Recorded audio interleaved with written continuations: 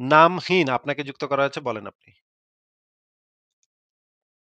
নামহীন আপনাকে যুক্ত করা হয়েছে, বলেন। আনমিউট করে কথা বলেন। নামহীন। হ্যাঁ, বলেন। হ্যালো, হ্যাঁ, বলেন। হ্যালো, শোনা হ্যাঁ, যাচ্ছে? শোনা যাচ্ছে। হ্যাঁ, শোনা যাচ্ছে, বলেন। আচ্ছা, আমার প্রশ্ন হচ্ছে, ১ মিনিট দাঁড়ান। সূরা আল বাকারা ২৪৫, আল মাইদা ১২, আল হাদিদ ১৮, আগে একটু আগে আগাবুন একটু ১৭। আগে একটু কনটেক্সটটা হ্যাঁ, বইলা নেন, তারপর রেফারেন্স গুলো দিয়েন। কি নিয়ে কথা বলতেছেন সেটা আচ্ছা। আগে একটু বলেন। তারপরে ইয়াটা বইলেন। রেফারেন্স যখন লাগবে তখন বইলেন। এখানে হচ্ছে ওই যে ঋণের বিষয়, ঋণ বিষয়, আল্লাহর ঋণ নেওয়ার বিষয়টা, এই বিষয়টা আমি একটু জানতে চাচ্ছি। আর এই আয়াতগুলোর সাথে যে সাফিয়া, নবীর স্ত্রী সাফিয়ার কি সম্পর্ক? এর পরিবারে আর কি কোনো সম্পর্ক আছে? হ্যাঁ, এটার সাথে এটার সাফিয়ার একটা সম্পর্ক আছে। আপনি কি এই যে সংশয়.com এর নতুন লেখাটা পড়েছেন? এই যে মা মা ইহুদি কন্যা সাফিয়া, এই লেখাটা? না, এটা পড়া হয়নি। এই লেখাটা তাহলে আপনি একটু পড়েন। এই লেখাটার ভিতরে এইটার যে কনটেক্সট, আ এই যে ঋণ নেয়া বিষয়ে যে ইহুদিরা সমালোচনা করত। বিশেষ করে ইহুদিদের মধ্যে এই বিষয়ে সমালোচনার শীর্ষে ছিল হুয়া ইবনে আখতাব এবং তার ভাই। আপনি এই লেখাটা হুম, একটু পড়েন। এই যে এই সাফিয়ার না বলা গল্প, ইহুদি কন্যা সাফিয়ার না বলা গল্প। এখানে আপনি দেখতে পাবেন এই যে আ দেখেন আল্লাহর স্রষ্টাকে প্রশ্ন করাই মানে ক্ষেপে গেছিল। মুহাম্মদ ক্ষেপে গেছিল এবং হুম, আবু বকরের সাথে একটা প্রায় মারামারি লেগে গেছিল এখানে। আ আচ্ছা, এই জিনিসটা আগে একটু দেখাই। আ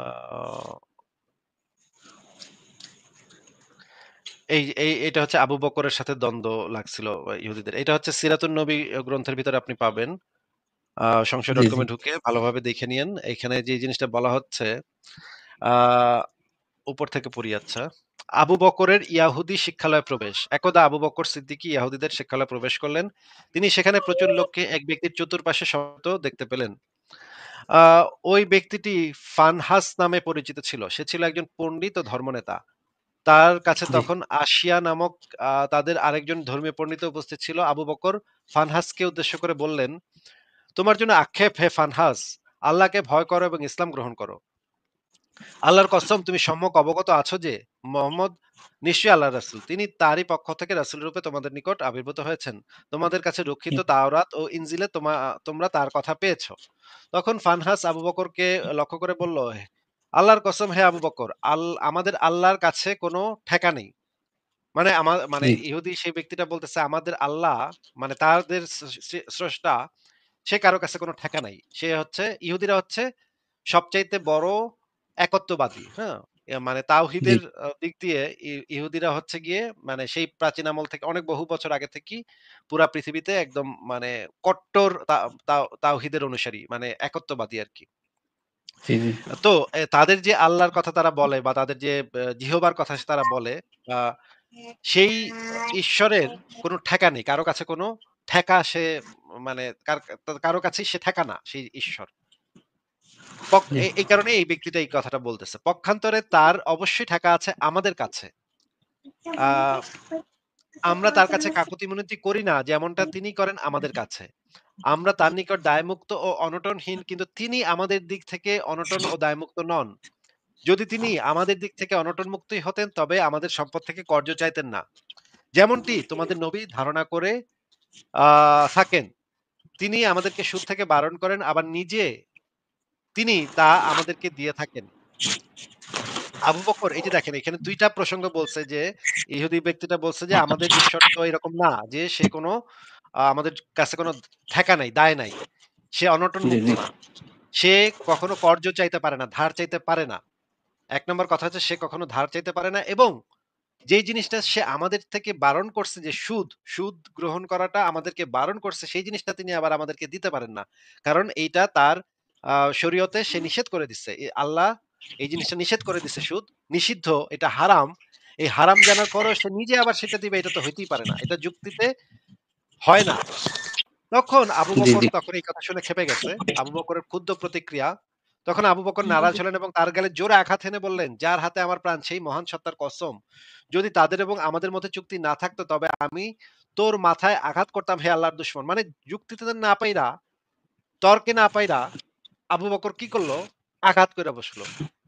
এইখানে তো সে ওই ইহুদি রাবাই তাকে যুক্তি দিয়ে বলতে পারত যে, "তোমার কথাটা ঠিক না। তোমার কথাটা আসলে এইরকম, এরকম। আমার যুক্তি হইতেছে এইটা।"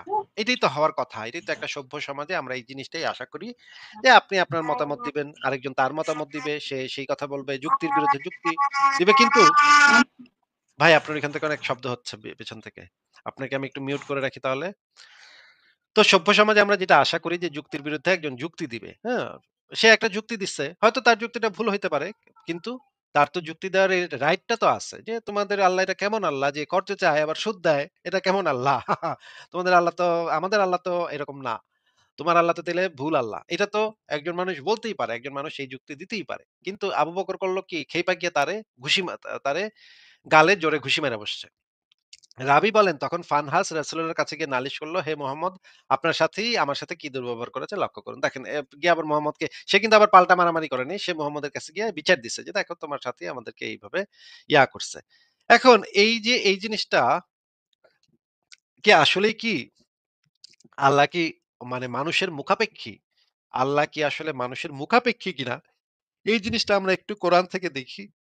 দেখেন এই কোরআনের সূরা মুহাম্মদের ৭ নম্বর আয়াতে বলা আছে, হে মুমিনগণ, যদি তোমরা আল্লাহকে সাহায্য করো তবে আল্লাহও তোমাদেরকে সাহায্য করবেন। মানে আল্লাহর সাহায্য দরকার। মানে আল্লাহ আমাদেরকে সাহায্য করবেন এটা একটা কন্ডিশনাল জিনিস যে আমরা যদি আল্লাহকে সাহায্য করি তাইলে নাকি আল্লাহ আমাদেরকে সাহায্য করবেন। মানে এটার ভিতরে একটা কন্ডিশন আরোপ করছে। ইফ তোমরা আল্লাহকে সাহায্য করো দেন আল্লাহ তোমাদেরকে সাহায্য করবে। মানে আল্লাহর সাহায্যটা কন্ডিশনাল। যদি তোমরা আল্লাহকে সাহায্য করো তাহলে এইখানে তো পরিষ্কারভাবে দেখা যাচ্ছে যে আল্লাহরও সাহায্য দরকার এবং তাকে যদি তুমি সাহায্য করো, মুমিনরা যদি তাকে সাহায্য করে, আল্লাহকে হেল্প করে, মানে আল্লাহর হেল্প দরকার। সর্বশক্তিমান, সর্বক্ষমতার আধার আল্লাহর হেল্প দরকার। এবং আল্লাহ কন্ডিশন দিতেছে আমারে হেল্প করলে তোরেও হেল্প করবো আমি। ওয়াও! Fantastic, fantastic. একেবারে ইসলামের একেবারে মৌলিক ঈমান আকীদা একেবারে শেষ এই আয়াতে। আচ্ছা পরে দেখি সূরা বাকারার ২৪৫ এখানে বলা আছে আ আচ্ছা আমরা আল বায়ান ফাউন্ডেশনের অনুবাদ পড়ি। কে আছে যে আল্লাহকে উত্তম ঋণ দেবে। ফলে তিনি তার জন্য বহুগুণে বাড়িয়ে এই যে দেখেন সুদ দিবে, বহুগুণে বাড়ায় দিবে। যেটা দিবে তার থেকে বহুগুণে বাড়ায় দিবে। সুদ। এই যে আল্লাহকে যদি ঋণ দেয়া হয় তাহলে আল্লাহ সেটার বহুগুণে বাড়ায় দিবে। সুদ সহ দিবে। সুদে বহুগুণে বৃদ্ধি করবে। এই যে বৃদ্ধি জিনিসটাই তো হচ্ছে সুদ। ঠিক আছে? ডক্টর আবু বকর জাকারিয়ার অনুবাদটা পড়ি। কে সে যে আল্লাহকে কর্জে হাসানা প্রদান করবে? তিনি তার জন্য তা বহুগুণে বৃদ্ধি করবেন। মানে বাড়ায় দিবেন। আল্লাহকে তুমি যদি দাও পয়সা দাও, আল্লাহকে যদি ঋণ দাও, ধার দাও, কর্জ দাও, তাইলে আল্লাহ সেটা আবার বহুগুণে বৃদ্ধি করে তোমাকে ফেরত দিবে। মানে সুদ দিবে। আচ্ছা, সূরা হাদীদের ১১ নম্বর আয়াত পড়ি। সেখানে কি আছে? আল বায়ান ফাউন্ডেশনের এমন কে আছে যে আল্লাহকে উত্তম কর্জ দিবে? তাহলে তিনি তার জন্য তা বহুগুণে বৃদ্ধি করে দিবেন এবং তার জন্য রয়েছে সম্মানজনক প্রতিদান। আচ্ছা সূরা হাদীদের ১৮ নম্বর আয়াতে কি বলা আছে দেখি?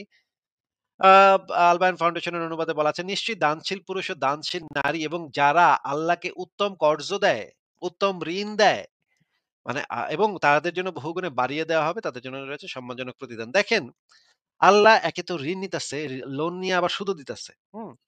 এবং টাকা-টোকা তার আল্লাহর দরকার। আল্লাহর খুবই টাকা-টোকা দরকার। টাকা-টোকা ছাড়া তো আল্লাহকে পাক কিছু করতে পারে না। টাকা-টোকা আল্লাহর খুবই দরকার। সূরা আত-তাবাগুনের ১৭ নম্বর আয়াতে বলা আছে, তোমরা যদি আল্লাহকে উত্তম ঋণ দাও, তবে তিনি তোমাদের জন্য দ্বিগুণ করে দিবেন। মানে সুদ সহ দিবে। হ্যাঁ?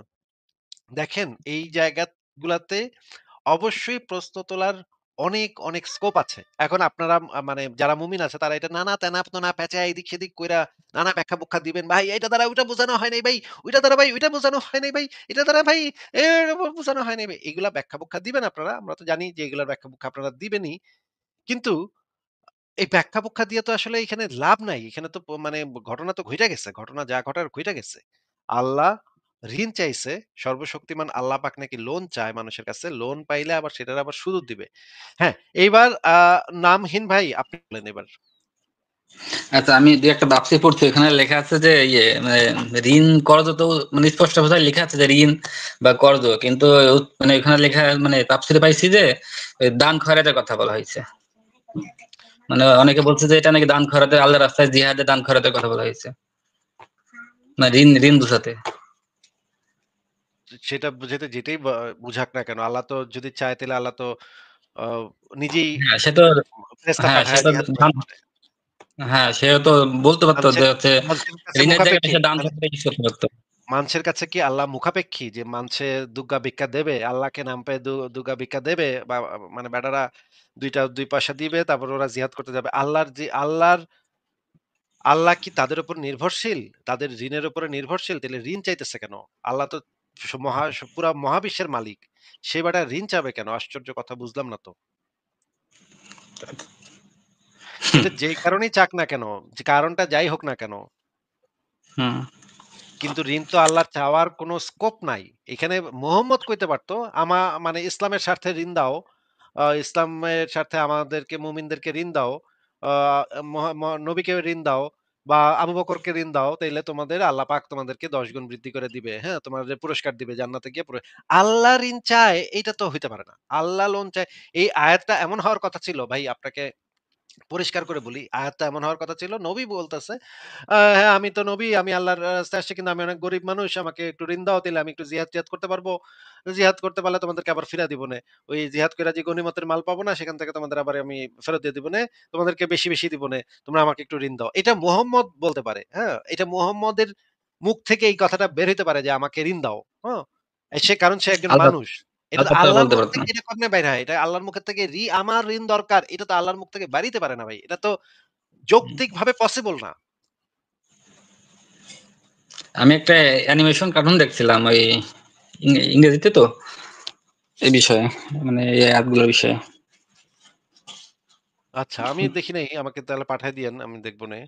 কিন্তু এটা তো ভাই মানে কি অদ্ভুত কথা। এখন আপনি মুমিনরা বলতে পারে যে এখানে ঋণ দ্বারা এটা বোঝানো হয়েছে, সেটা বোঝানো হয়েছে, ওটাও বোঝানো হ্যাঁ, হয়নি, সেটা ভাই বোঝানো হয়নি। এটা বলে ভাই যে দানের বিষয়টা বলে। কিন্তু এখানে তো মানে আয়াতে লেখা আছে যে ঋণ, কর্জ এগুলাই লেখা আছে। দান লেখা নেই। ঋণ বলাটা মানেই তো সে হচ্ছে মুখাপেক্ষী হয়ে গেল একটা জিনিস সম্পর্কে। সে আবার ঋণ কেন নিবে? সবকিছুর মালিকই তো আল্লাহ ভাই। মহাবিশ্বের পুরা মালিক তো আল্লাহ। সে আবার মানুষের কাছে ঋণ মানে মেরা দেয়া মেরা নেয়া দেয়া নেয়ার হ্যাঁ, প্রসঙ্গ আসবে কোত্থেকে এখানে ভাই? মনে করেন আচ্ছা আমি সে যে বাসা সে ভাই মেরাজের মতন ঘটনা ঘটাতে পারলো। হ্যাঁ, মনে করেন আমি যে বাসাতে থাকি, আমার বাসার ইনকাম করি আমি, আমার ছেলে আমার ইনকামে খায়। তাই না ভাই? জি। বাসার সমস্ত কিছুই তো আমার। এখন আমি কি আমার ছেলেরে বলব যে আ সিড আমাকে একটু আইসক্রিম ঋণ দাও। অ আরে আইসক্রিমের মালিকও আমি, আমার বাসাতে এই আইসক্রিমের মালিকও আমি, ফ্রিজের মালিকও আমি, সবকিছুর মালিক আমি। আমি তো আমার ছেলের কাছে ঋণ চাবো না। তাই না? এটা কেমন কথা? ঠিক আছে। নামহীন ভাই আর কি কিছু বলবেন? আচ্ছা একটা প্রশ্ন ছিল যে হচ্ছে যে খাদিজা। খাদিজা তো খ্রিস্টান ছিলেন, তাই না? খাদিজা যে খ্রিস্টান ছিলেন এটা সিওর না। এটা আমরা ধারণা করি যে সে হয়তো খ্রিস্টান ছিল। কিন্তু এই বিষয়ে আমি সঠিক কোনো পাইনি। কারণ খাদিজার যে আগের স্বামীরা ছিল তারা ছিল পৌত্তলিক। আ খ্রিস্টানদের ধর্মে কিন্তু পৌত্তলিকদের সাথে মানে প্যাগানদের সাথে বিবাহটা নিষিদ্ধ। আ সুতরাং আচ্ছা আমি একটা খাদিজা যে আসলে শুনছিলাম যে খ্রিস্টানই ওই ছিল ওই দিন নাকি বিয়ের দিন এরকম নাকি ওই যে খাদিজার বাবাকে নাকি হলে মদ খাওয়ানো হয়েছিল নাকি খাদিজার বাবারা রাজি ছিল না, খাদিজার বাবাকে নাকি খাদিজা মদ টদ খাইছিল, খাওয়ানোর পরে বিয়ে হয়েছিল। হ্যাঁ, তারিখ গ্রন্থগুলাতে এরকম বর্ণনা আছে। হ্যাঁ। আচ্ছা খাদিজা যদি খ্রিস্টান হয় তাহলে তো ওই যে খ্রিস্টানদের যে খাদ্য অভ্যাস, হ্যাঁ তো মোহাম্মদ কি ওই ধরনের খাদ্য অভ্যাস ছিল তখন? তার ওয়াইফের হাতে তো খেত সে। সেটা তো ভাই বলতে পারব না। সেটা তো মানে এমন কোনো পাইনি। হুম। ঠিক আছে তাহলে ও, নামহীন ভাই, আজকে কি তাহলে বিদায় জানাবো আপনাকে? আচ্ছা আমি একটা ছোট একটা কথা বলে রাখি। হচ্ছে যে আহমদুল্লাহ, হ্যাঁ একটা লালন বিষয়ে কিছুদিন আগে মানে কয়েকদিনের ভিতরে ভাইরাল হয়েছে, লালনের বিষয়ে যে কিছু যে মতামত ব্যক্ত করেছে, এটা কি দেখছেন? হ্যাঁ, দেখেছি। তো এখন উনি যার অনুসারী, হ্যাঁ এখন তার চরিত্র আর এই যে লালনের চরিত্র সম্পর্কে তো আপনি কম বেশি জানেন। একটু যদি কম্পেয়ার করতেন মানে ভালো লাগবে শুনতে। না, এই বিষয়ে আমি কোনো মতামত দিতে চাই না ভাই। হুম। আচ্ছা আচ্ছা, লালন তো যাই হোক সে তো কোনো খুন খারাপি বা লুটপাট বা কোনো কোনো ইয়ের কথা কোনো খারাপ কোনো কথা বলে যায়নি, কিন্তু সে মানে মোহাম্মদের অনুসারী হয়ে মানে এই ধরনের কথা বলাটা একটু বেমানান লাগছে না? হ্যাঁ, তা তো একটু লাগতেছে। যার নবী এরকম লুচ্চা ছিল সে এরকম কথা বলে কিভাবে? ঠিক আছে নামহীন ভাই, এই তাহলে আজকে আপনাকে বিদায় জানাই ভাই। আমরা দেখি মুমিনদেরকে যুক্ত করি। আচ্ছা, আচ্ছা ঠিক ধন্যবাদ। আছে ভাই, ভালো থাকেন। পরের জনকে